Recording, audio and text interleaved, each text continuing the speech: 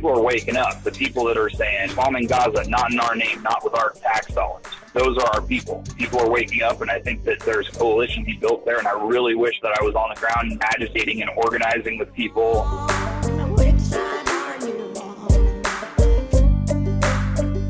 458 area code. Where are you calling from, and what's your name? So actually, this is Chuck, although people online know me as the anti-corporatist. I'm an over-the-road trucker, so I'm kind of from all over. And actually, my boss is a military man, too, so I'm kind of really from all over. Oh, wow. Gotcha. But, just started my shift, nice and caffeinated, driving across the highways of America. And I just wanted to call in and say you guys are doing a great job. I love the resurgence that we're having of labor here. Even in this industry, I see how, we do a lot of subcontracting for a lot of companies, and they have these apps anymore, and they're trying to Uberify trucking. You know what I mean? Right. So it's like, oh yeah, and then all of a sudden, oh, why have the rates gone down? Oh, I see what's up. And right. yeah. I mean, we got to keep it going. Yeah, absolutely. I appreciate that, and I appreciate you tuning in as a trucker, carrying on the long tradition of truckers listening to radios and to radio programs and calling in. I think it's cool that we're able to be a part of that. Yeah, and I know you've been in the chat for a while. You've been really strong and loyal. I appreciate that. Yeah, I'm curious, were you familiar with the Valley Labor Report before this weekend? You know what? Actually, only a little bit. I've heard I Left Reckoning talk about it, and then they've talked about you a couple times on the Majority Report. But it's kind of one of these things where I basically I'm an over the road trucker, and I'm a team driver. So I'm 12 on, 12 off, and you don't sleep so well when you're in a moving truck. So I sleep most of that 12. So I kind of am in my groove. I don't walk. You know what I mean? Right. And so if you ever see any of my messages and they don't make any sense, that's because it's voice dictation. It's pretty good, but it's not perfect. Yeah. Oh, yeah, no worries about that at all, but I do appreciate you tuning in. I'm curious, being a trucker, and there's a lot of issues for people in the trucking industry, since Jimmy Carter, I think, is really kind of the genesis. Yeah. The genesis of a lot of the issues go back to Reagan, but the genesis for truckers specifically go back to Carter, is my understanding. And so I wonder how cognizant your fellow truckers are of kind of the way things used to be, and if there's any interest in agitation in participating kind of in the moment that we're in, and trying to definitely make things a little bit better. Yeah. So one of the things is I am a member of OIDA, however they want to pronounce that. It's OOIDA. It's the Owner Operator Independent Trucker Association. Because currently I'm a contract trucker, so I have a contract with these guys, and I get mileage, but I get a nice guarantee while I'm with these guys. But I'd love to get on with some kind of a union shop. I'm not really familiar with the Carter stuff. Of course, I'm familiar with Reagan. Reagan ruined everything. There's a billion good videos on it. Google that. Yeah. But. Yeah, the thing that I see as a problem is, especially with the over the road truckers, is they never really get together. I've worked at a couple different companies now, and it's at those companies I've met a dozen truckers out of one of them had 400 that worked for them, the other one had 800 that worked for them. So that kind of makes it hard to organize. And the other thing I wonder about is they always have these employee stock ownership programs, which I think is kind of a way to keep them from unionizing, and it's also to pay off the previous owner. That's what I think. I don't have any definitive data on that, but it definitely seems it's oh, okay, well, so if we're employee owned, how come the owner's still the president of the company? It's yeah, we're 49.9% employee owned, and we buy more stock from him every year, and he issues more stock to himself every year. But then that's also one of those golden chain stuff. But I have noticed that of those two quote unquote employee owned companies that I work for, I can't really speak to one, but the other one was pretty legit about what they did to their employees, like the things that are important to truckers, like getting home, and obviously making money, but having good benefits and stuff. They took care of that. And I am by no means an expert on Carter and trucking deregulation, but yeah, I'm not either. The Motor Carrier Act of 1980 was signed by Jimmy Carter, and that is where that was kind of the beginning of deregulation in the trucking industry, and it led the way for it paved the way for a lot of low-cost non-union. It basically lowered the barrier to entry into the trucking industry and allowed for a lot of low-cost non-union players to jump in and undercut higher paying, better union jobs, and and it's what's really led to the destruction of the trucking industry as kind of a decent job, and so maybe we'll have and that's basically the extent of my knowledge on it, on the right. And I couldn't have even told you that I had to Google the name of the act, but maybe we can get somebody on the show to talk about it. Yeah, no, that would be great. That would be great. And actually, you know what? Honestly, I kind of fell into the trucker thing. I worked in restaurants for forever. And of course, have been a labor agitator. That's what I call myself these days, because you start they've so poisoned the well on terms like socialist and even progressive. You tell someone you're a progressive, and they're like, "Oh, where's your other head?" Right. So anymore, what I say is, I'm pro-union, I'm pro-worker, I'm populist. Chicken in every pot, blah, blah, blah. And if people want to attack me on that, go for it, buddy. Argue that you're anti-worker. I love you taking that position. That's like the whole thing when they're like, oh, we hate Antifa. And it's like, oh, what does Antifa stand for? Anti-fascist. Okay, so you're against the anti-fascists.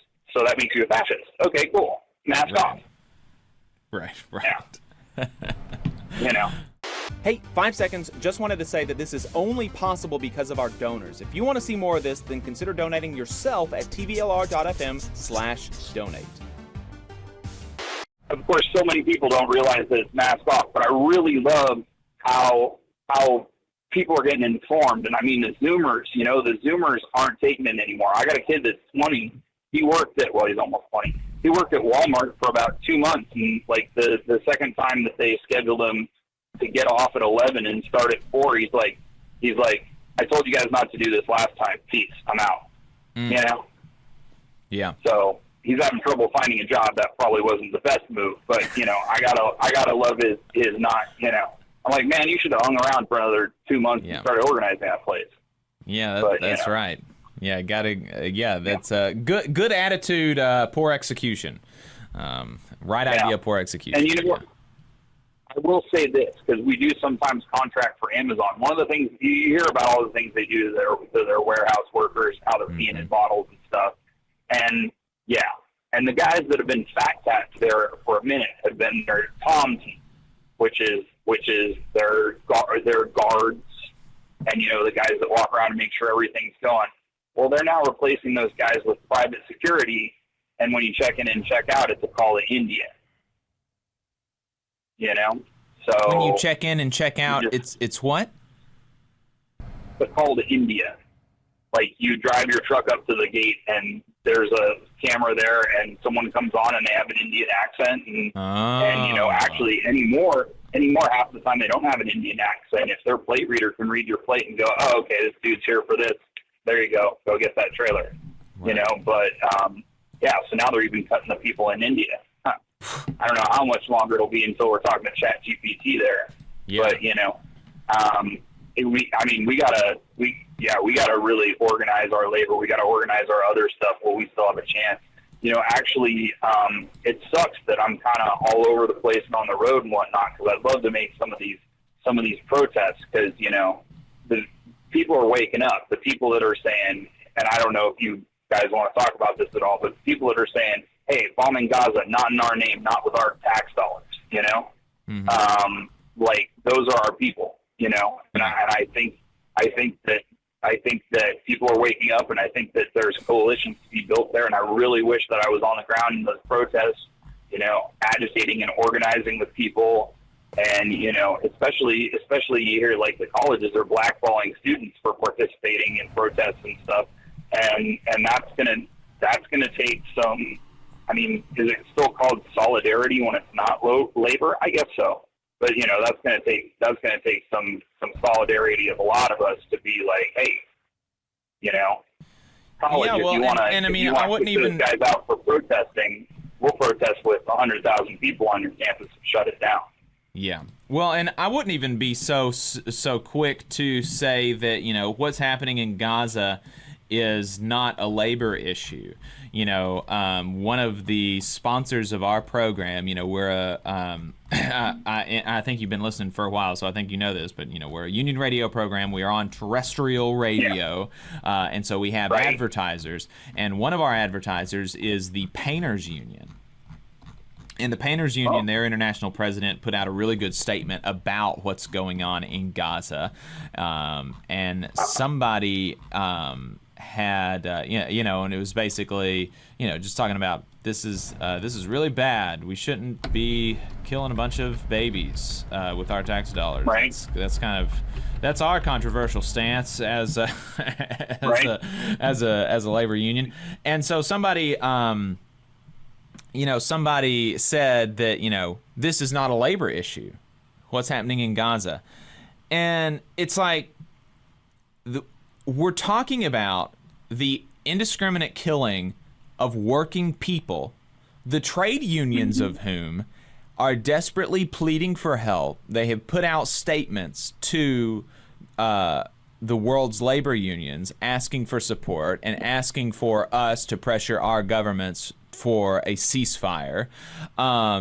These people are, indiscriminate killing of working people, the trade unions of whom are desperately pleading for help by conscripted working people in Israel with the funding of working people in the United States. Like, there is no way in which you can conceive of this issue that it is not a working class issue. Every angle that you look at this from, it's a working class issue. And, no matter what view you take of the issue, it's difficult for me to understand, the people who take a view contrary to, like, it's bad to kill people, right? That's kind of seems, bad to indiscriminately kill innocent civilians. Killing people can be justified in some instances. Don't want to paint too broad with my brush, but what's going on in Gaza seems to me clearly wrong. But even if you support what's going on in Gaza, this is clearly an issue that the organized working class deserves to have a say over. And so yeah, absolutely, it's a working class issue, and it is, and solidarity is an appropriate word to use when we're talking about what we're doing with our the ways that we're wanting to support our sisters and brothers over in Palestine. Yeah, and like you said, I was going to just say supporting those who are here and who are demonstrating or speaking up and are facing repercussions, like, that's how these Red Scare kind of phenomena work, is if we allow it to work. And we've got to back each other up and support each other. And when folks take a stand and they face consequences for it, we've got to be there to have their back. That's really, really important, because if you leave people stranded, less of them will take a a strong stance, right? People look around and they'll learn a lesson that, oh, don't stick your neck out, you'll face retaliation. And whether that's on, speaking on truth to power on issues like Palestine, or fighting in your workplace to organize a union, that's a real fear, it's a real concern.